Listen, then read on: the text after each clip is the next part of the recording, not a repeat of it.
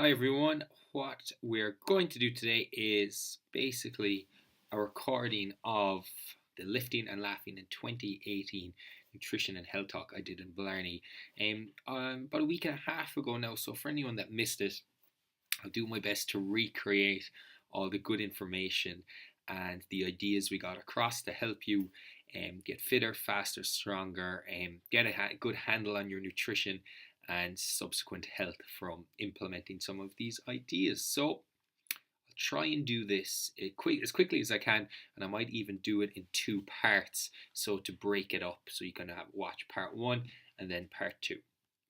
So first and foremost, a little bit about me. A 14-year overnight success. As you can imagine, the picture on the right is a little bit more where people would like to end up. And I'll tell you a story about how I got there, really. When people look at me and think of the person on the right, the in shape, muscles, shredded, low body fat, whatever you want to call it, they think, yeah, it's easier for Owen. It was his dedication, his passion, his desire that got him there. And God, if I only had some of that dedication, passion, desire, um, I'd also, I'd be able to do more. Well, if I was to give you that dedication, that passion, the desire, the interest, there is a small caveat to it. It also comes with crippling insecurities, guilt, obsession, and a general bad body image to get me to that level. Those were the things that kind of occupied my mindset, that drove me on to train and train and train and try and eat in a way that achieved that composition. And it definitely was extreme at times, as you can see in the picture on the left. 14 years of age and thinner than thin, absolutely skin and bones. My mother used to joke that I'd be on the trocar box when I was younger, because I was so thin, so malnourished. I wouldn't eat, and I'd only eat sweets, and just had no interest for health and fitness. But something occurred in me, for good or bad, that I felt, right, I'm really not happy with the way I look, and I want to become a bodybuilder. I want to become that person who's huge and shredded all at once. And it wasn't exactly the journey that I thought it would be. Many ups and downs, and I guess I'm telling you this because I want to help you with the ups as much as possible, and help you achieve those ups, and definitely support you when those downs do come around, and that you know they're part and parcel of the process. The good, the bad, and the ugly really is a kind of a bit more of an insight to that 14-year process, that I do have 15 years of lifting weights. All the bad habits, all the stupid training programs, I've done them and been through them, and got the the t-shirt essentially. Worked in the leisure industry for 9 years now, and EMF is 3 years in existence in this May. So you would think I know what I'm doing, and you would probably be wrong in thinking that, because I don't feel like I have uncovered even a fraction of what's out there, of what I need to know to not just help myself in this journey, but to help other people. That's why I'm here. I'm here to help other people. And I do try and visualize myself that I'm just getting less shit every day. And that is the goal. All the vices and the messing and the laziness and the just fecking around, trying to minimize that, it would really help. And that's something that you can look at in your own, your own life, that not just what do I need to do, but also what can I cut back on that is kind of holding me back a little, and focusing on that, as well as implementing some healthy habits, and that we'll go into in a later part of this, will also contribute to you getting towards your goal, whatever that may be. So what helped me the most? Is it my master's in strength and conditioning, my 2 degrees in health and business, all my experience working in Cardiff, Australia, working in different gyms around Ireland.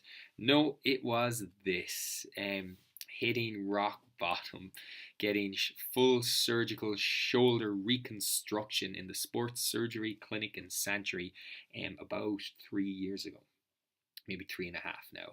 It was a shoulder niggle that I didn't listen to, I thought would be fine, and I would just train my way through it. I did that for a year, and I ended up with cartilage hanging off the bone.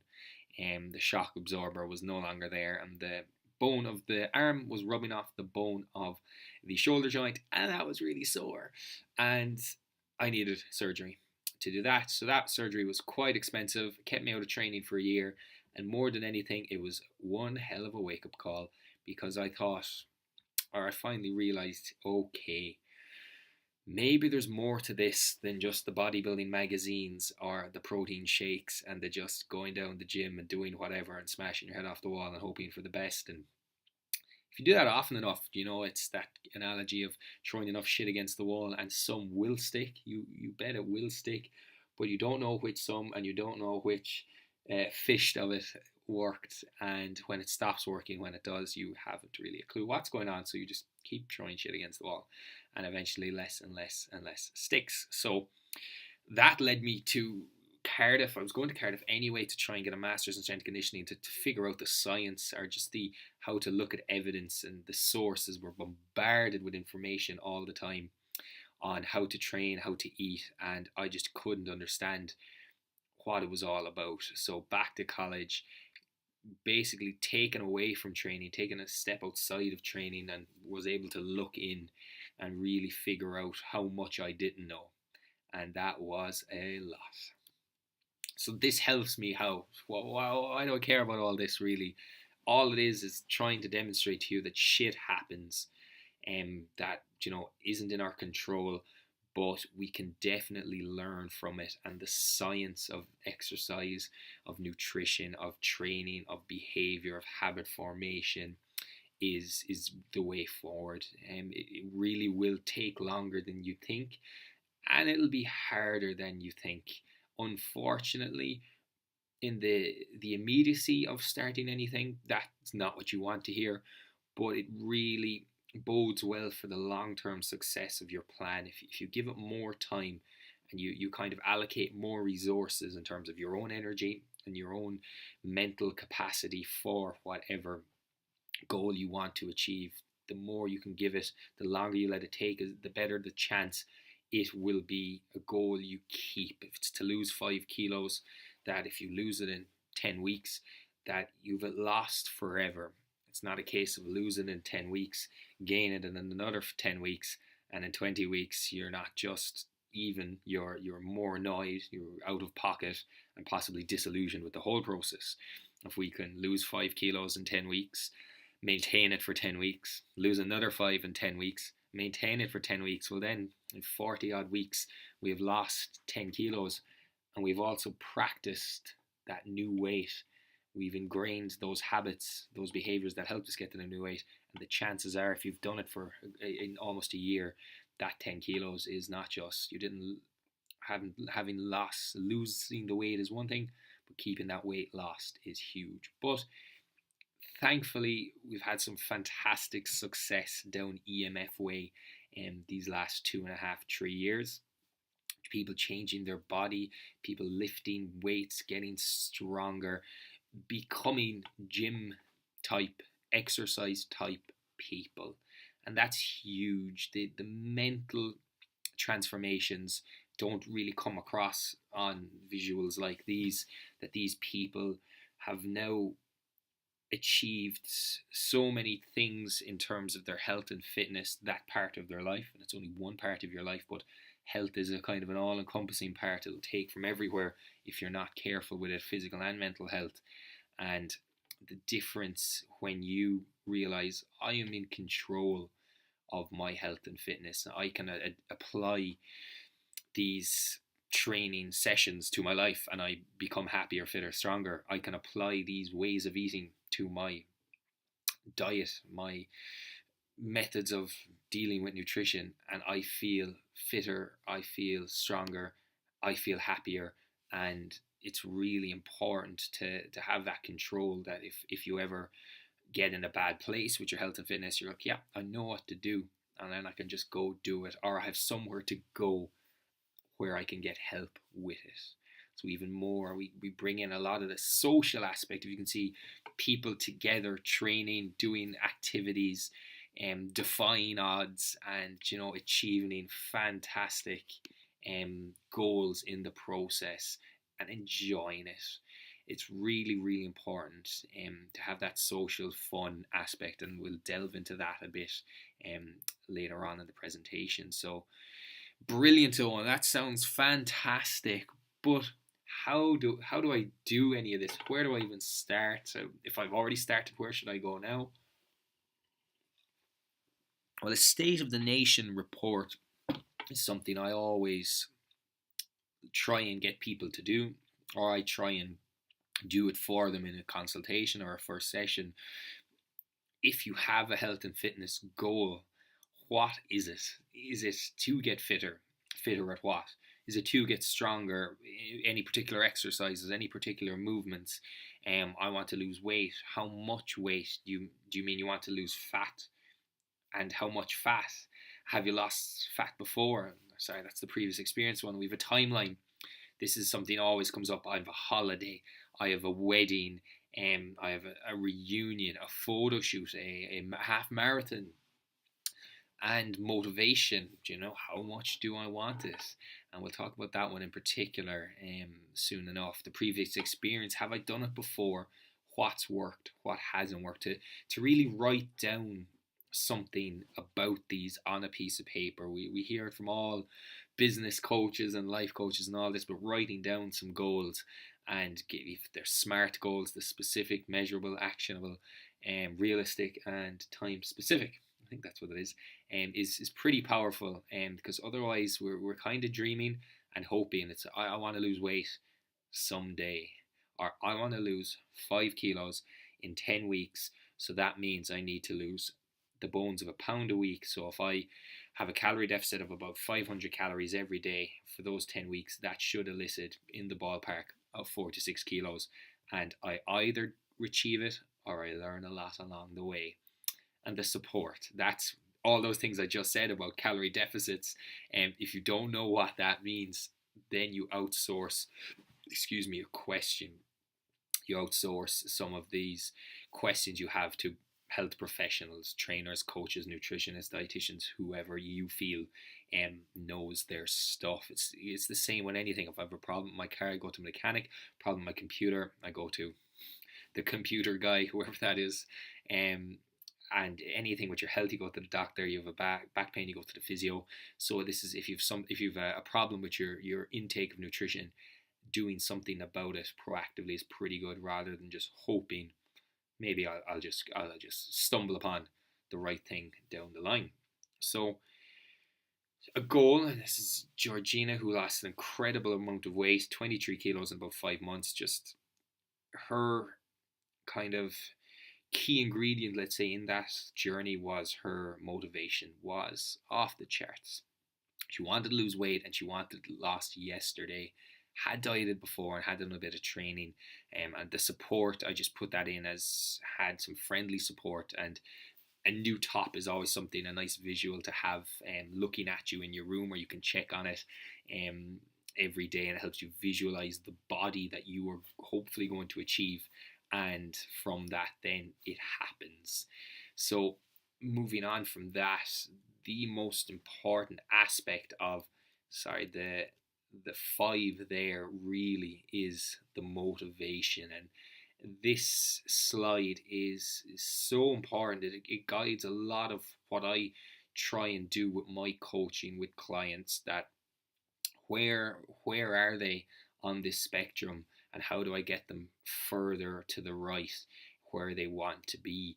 If I met someone randomly and said, so health and fitness, what do you think there? And they say, I don't care. They're A, motivated, and there's no determination. they're not going to start a program, they're not going to start a diet, and they're not going to achieve a health and fitness goal because they don't care. There is no action at all. The next block then is my husband is making me, and you could definitely put in, and I see it often enough, my doctor told me, that someone else externally is motivating them or had motivated them in an acute setting to come and see me. It's not usually a good place for people to be motivated to get to that goal. The doctor said I had to lose 10 kilos, so here I am, lose that 10 kilos for me. Unfortunately, they might only see their doctor periodically every 3 months, 6 months, and it's not enough usually to keep them motivated, that they ideally want to lose the weight themselves rather than having an external factor to help them be motivated, to help them do what they need to do. In the middle, you can see I feel guilty. That's starting the journey or the process from kind of a negative connotation. And you'll have pieces of this in all people. You won't just be one block, but the I feel guilty is probably somewhere where you'll feel, how would you say, entrenched, that it's getting on top of you and you've no control. You might look in the mirror and you just go, I hate my body and I want to change it. Then you might change it and you still see that person, and you never feel good about the process. It feels like a chore and you feel like you have to do it.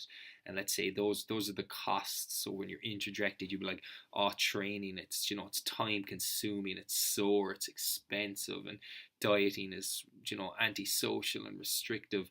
Those are all the costs, and they are there. But if you can be in the next block on, you've identified the benefits. I want to be healthier, so training makes me healthier. I'm happier after I've done it. It's a good hobby to have. It's a good investment in my health that will save me money in the long term.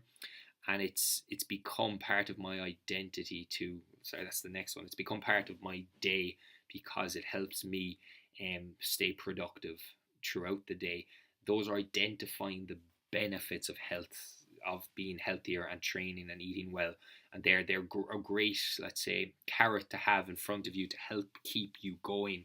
The next one is who I am, and that's a real goal of mine, to help people achieve a sense of identity, not with a specific type of training, but just exercise. The people come to me, I want to be fitter, and say, well, ideally we'll get you fit and we'll keep you fit forever, because whatever, walking or running or going to a class or lifting some weights becomes a part of who you are. You identify with being a fit person, a gym person, and it's just part of what you do. It's a case of, I brush my teeth twice a day because my parents made me, and I'm used to the habit, and I value my teeth, and it's a part of my day, and me valuing my health is part of who I am, and that is very integrated, intrinsic motivation. And the final one, the real intrinsic, the ice, not even the icing, the glue that keeps everything going, is it's fun. You enjoy doing it. It's a case of, why do you train? You don't even know. It's who I am. And you might say, I enjoy it. It's fun. I meet my friends. We have a laugh. For a recreational trainer, that's what keeps you coming back, keeps you going back. Once you've achieved some of the benefits or most of the benefits, you do it because it's fun. And that is where you learn a lot too, or you'll want to be there, you'll want to go back, and you can really get more benefits than you ever thought imaginable. You can go to the gym on your own, do a bit of weight training, and go to a class and, get through it, get some of the health and fitness benefits. But if you enjoy the class, it's fun. It's Zumba, a great example of that, dancing and music and laughing. It's exercise. It's getting out of breath. It's meeting other people, and it's great fun. If you're training, set up your regime, your plan, your program, whatever, if you understand the benefits of it, if you believe doing this is going to be part of who you are to make you a fitter and healthier person forevermore, and the way you've set it up is going to be fun, enjoyable, bit of crack, that's going to be a program. God, it'll be hard to not follow through with that, to not get success with that. If you believe, oh, I'll give it a go, I don't really care. Oh, my wife wants me to do it anyway. She's saying I'm getting overweight. Oh, the old trout. And I feel guilty because I guess I am getting a bit fat. That kind of a mindset starting is just going to be detrimental to any progress.